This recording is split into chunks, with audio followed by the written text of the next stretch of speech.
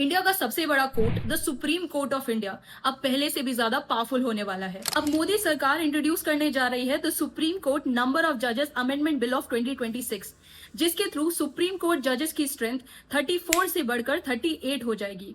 At present, Supreme Court judges की strength 34 है, which includes 33 Supreme Court judges and 1 Chief Justice of India। अगर ये bill parliament में पास हो जाता है तो सुप्रीम कोर्ट जजेस की स्ट्रेंथ 34 से बढ़कर 38 हो जाएगी, which includes 37 सुप्रीम कोर्ट जजेस and 1 chief justice of India. Supreme court में बढ़ते पेंडिंग केसेस के प्रेशर के चलते अब ये बिल पार्लियामेंट में इंट्रोड्यूस किया जाएगा ताकि लोगों के pending cases effectively and efficiently handle हो सके। Article 124 of the constitution of India provides for the number of जजेस of supreme court. Supreme court जजेस की स्ट्रेंथ कॉन्स्टिट्यूशन एनफोर्स होने के वक्त सिर्फ 7 थी, but over the period of time supreme court के राइजिंग पेंडिंग केसेस के चलते इन जजेस की स्ट्रेंथ को टाइम एंड अगेन इंक्रीज किया गया था।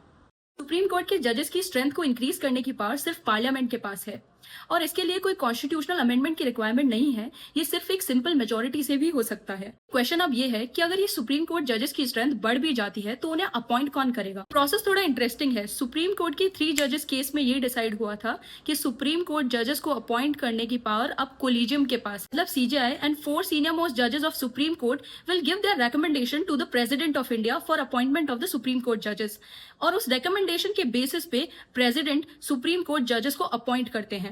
लेकिन क्वेश्चन अब ये है कि सुप्रीम कोर्ट की जजेस की स्ट्रेंथ को बढ़ाने के बाद भी क्या ये पेंडिंग केसेस खत्म किए जा सकते हैं। Do let me know your thoughts in the comment box.